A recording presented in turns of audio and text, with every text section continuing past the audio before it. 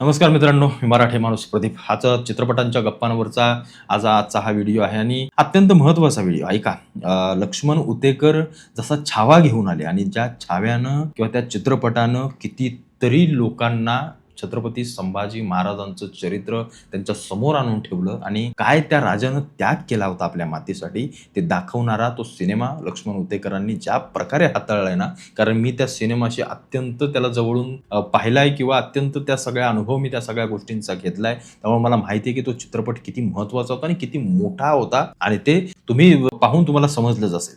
आता तशाच पद्धतीचा लक्ष्मण उतेकर एक चित्रपट घेऊन आलेत. इठा नावाचा चित्रपट आहे.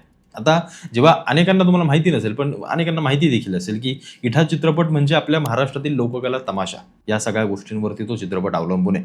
इठा म्हणजेच विठाबाई नारायणगावकर ज्या काही तमाशा सम्राज्ञी होत्या, त्यांच्या आयुष्यावरती, त्यांच्या एकंदरीत सगळ्या जीवनपटावरती हा चित्रपट अवलंबून आहे आणि ज्या तमाशाला किंवा जो तमाशा आपण आपल्या गावाखेड्याकडे तुम्ही अनेकांनी पाहिला असेल, तुम्ही अनेक जण जात असतील, की माझ्या गावाकडे देखील यात्रांना वगैरे आपल्याकडे तमाशा असतात. बऱ्याच मंडळं असतात तमाशाची. मग आपण दरवर्षी एक वेगळं असं चालू असतं सगळं. आता हल्ली जो तमाशा विठाबाई नारायणगावकर करायच्या, विठाबाई नारायणगावकर, त्या दर्जाचे तमाशे आता राहिलेले नाहीत, हे मी मान्य करतो. कारण ज्या काही नको असल्या गोष्टी देखील त्याच्यामध्ये वेडे-चाळे वगैरे केले जातात, त्या गोष्टी बाजूला सोडा. पण त्याच्या व्यतिरिक्त जो वगनाट्य आहे, तुमचं बाकी सगळी बतावणी वगैरे असते, जे काही प्रकार असतात, कारण मला तमाशा मी अत्यंत जवळून पाहतो आणि मी पाहिलेला आहे, त्यामुळे मला या सगळ्या गोष्टी माहिती आहेत. त्याच्यामुळे तमाशा हा फार महत्त्वाची कला आहे महाराष्ट्रातली, जी देशभर गेली पाहिजे, जी देशभर पोहोचली पाहिजे, की नाचण्याची संस्कृती महाराष्ट्राची आहे, पण ती अंगभर वस्त्र घालून नाचणाऱ्यांची संस्कृती आहे. एवढं लक्षात असू द्या. आता ह्या गौतमीन फिवतमी ह्या ज्या काही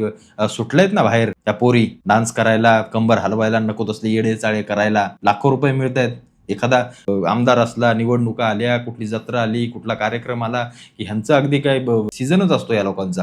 2-2, 3-3 लाख रुपये मिळतात. यांना काय पैशासाठी आजकाल कुणी काहीही करायला तयार आहे. आजकाल चाललंयच काय? समाजामध्ये चाललंयच काय? एवढंच तर चालू आहे. पण ही संस्कृती नाहीये. या पोरींची संस्कृती या महाराष्ट्रामध्ये चालता कामा नये आणि ही संस्कृती नाहीये. आणि हे कार्यक्रम भरवणारे हे हरामखोर आहेत ना, हे त्यांच्या फायद्यासाठी. त्यांना फक्त गर्दीशी मतलब. त्यांना बाकी काही घेणं-देणं नाहीये. बाईचा बर्थडे, याचा बर्थडे, साहेबाचा बर्थडे, त्याचा बर्थडे. हे गौतमी आली, की हे उठ-सूट बसलेले घरी सांड आपले सगळे. त्यांच्या खाली नाचायला, शिट्ट्या घालायला आणि नंतर दुसऱ्या दिवशी महाराजांचं स्टेटस लावून सांगणार, स्त्री ही देवाऱ्यातली देवता आहे. भडव्या, काल रात्री जे नाचगाणं करताना तिच्याकडे बघत होतास, तो कुठल्या देवतेकडे बघत होतास? यातली घाणेरडी संस्कृती आणि जो महाराष्ट्र एकेकाळी अभिमान बाळगत होता, तो महाराष्ट्र असा लुच्चा-पुच्चा या बायांसमोर नाचतो, हे पाहून राग येतो कधी-कधी. राग येतो आणि हरामखोर एवढी पोरं घाणेरडा धिंगाणा करत फिरतात आणि त्या पोरींसमोर नाचतात, हे विचित्र आहे. पण जरा जुन्या काळामध्ये गेलं तर जो काही विठाबाई नारायणगावकर किंवा त्यांची मंगला बनसोडे असतील किंवा अनेक लावणी सम्राज्ञी जेवढ्या मोठ्या होऊन गेल्या, अंगभर वस्त्र घालून, साडी घालून, पायामध्ये चाळ बांधून व्यवस्थित लावणी कशी करायची, त्या लावणीला कसं आखायचं, तिला कसं रेखाटायचं, तिला कसं सादर करायचं, मी स्वतः पाहिलंय. तमाशा आम्ही स्वतः जेव्हा पाहतो, तेव्हा ज्या काही लावणी असतात, जी काही गाणी असतात, ती गाणी किती मनाला भावतात. ते विठाबाई नारायणगावकरांचं तुम्ही गाणं जर पाहिलं, की पोटासाठी नाचते मी परवा कुणाची, काय गाणं आहे अप्रतिम. अंगावरती शहारा जातो अक्षरशः. अशा विठाबाई नारायणगावकरांवरती लक्ष्मण उतेकरांनी चित्रपट काढलाय. त्याचं नाव आहे इठा. ई म्हणजे आपला इडलिंबूतला ई आणि इठा. आता तो इठा हे नाव कशासाठी दिलंय, तर आपल्या ग्रामीण खेड्याकडे विठाबाई असं कोण म्हणतं का मला सांगा? आपण साधं गमे इठा वगैरे अशा पद्धतीचं आपण वीला ई आपण उच्चारतो, किंवा विशाल कोणाचं नाव असेल तर आपण ईशाल म्हणतो, अरे ईशाल इकडे ये. अशा पद्धतीचा ग्रामीण खेड्यातला एक तो टोन आहे, तो बोलण्याची एक बात आहे. ज्यावेळची जी म्हातारी लोकं होती, कोतारी लोकं होती, विठाबाई नारायणगावकरांच्या वेळेची, ती अगदी इठाचा कधी कार्यक्रम आहे, इठाचा कधी तमाशा येणार आहे, इठा येते की नाही, अशा पद्धतीचं त्यांचं बोलणं होतं. आणि ते एक समर्पक बोलणं असतं, लक्षात ठेवा. म्हणजे साधं उदाहरण घ्या, मी माझ्या पप्पांना समजा पप्पा म्हणण्यापेक्षा, म्हणजे पप्पा हा शब्द या काँग्रेसी लोकांना पटतोय आणि बाप हा शब्द त्यांना वाटतं, कसं काय बाप म्हणतोस तू, डायरेक्ट बापाला बाप म्हणतो, बापाला बाप नाही तर मग काय डॅडी म्हणणार का? ही जी घाणेरडी संस्कृती, पाश्चात्य संस्कृती, ही घाणेरड्या लोकांनी आणून ठेवले ना, ही फार विचित्र आहे. मग आता हे इठा जे नाव ठेवले ना, त्याच्यावरती आता या काँग्रेस लोकांनी आक्षेप घेतलाय. कसं काय तुम्ही इठा नाव ठेवलं? विठाबाई नारायणगावकर नाव ठेवायला पाहिजे होतं.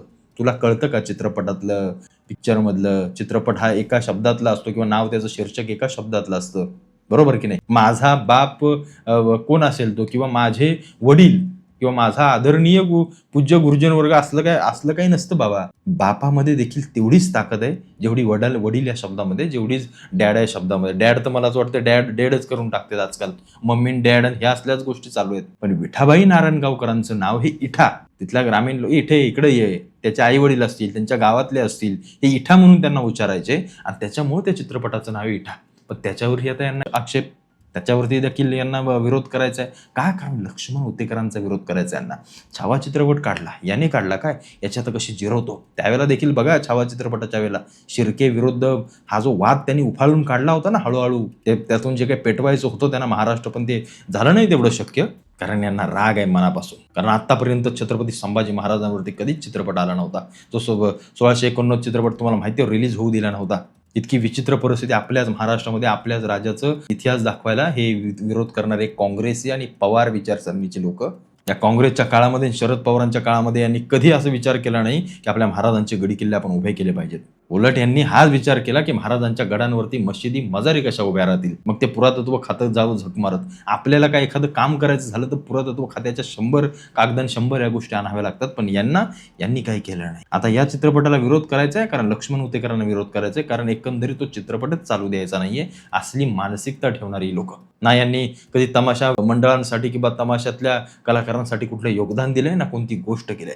पण आज जर तमाशा एका मोठ्या स्तरावरती जात असेल, देश पातळीवरती जात असेल, आज जर त्यांच्या मुली मंगला बनसोडे असतील किंवा अजून तमाशातले मोठे दिग्गज असतील, त्यांना जर एखादा पुरस्कार मिळेल, तमाशा मंडळांना जर काही आर्थिक देणगी मिळेल, तर त्यांना ह्या गोष्टी नको आहेत. या काँग्रेसी लोकांना विचार करा एकदा. नावाचं काढलं लगेच, काही झालं की नाव निघालं, काही झालं की यांचं काहीतरी निघालं. अरे येऊ दे तर पिक्चर, बघ तर चित्रपट तर बघ, मग ठरव पुढचं काय करायचं ते. यायच्या आधीच लगेच यांचं सगळ्या गोष्टी चालू झाल्या. विठाबाई नारायणगावकरांना मोठा पुरस्कार देश पातळीचा मिळाला पाहिजे, निश्चित मिळाला पाहिजे, या मताचा मी आहे. कारण हे खरे कलाकार आहेत आपले. आणि हे बाकीच्या या पोरी नसतात ना ज्यांनी युपी बिहार करून ठेवलं आपल्या महाराष्ट्राचं, यांना सगळं जोड्याच्या कडेला उभे करू द्यायचं नाही. आम्ही पण बघू कोण चित्रपट चालू देत नाही आणि काय करते, काय उखडायची ती उखडू द्या, यांना काय करायचं ते करू द्या.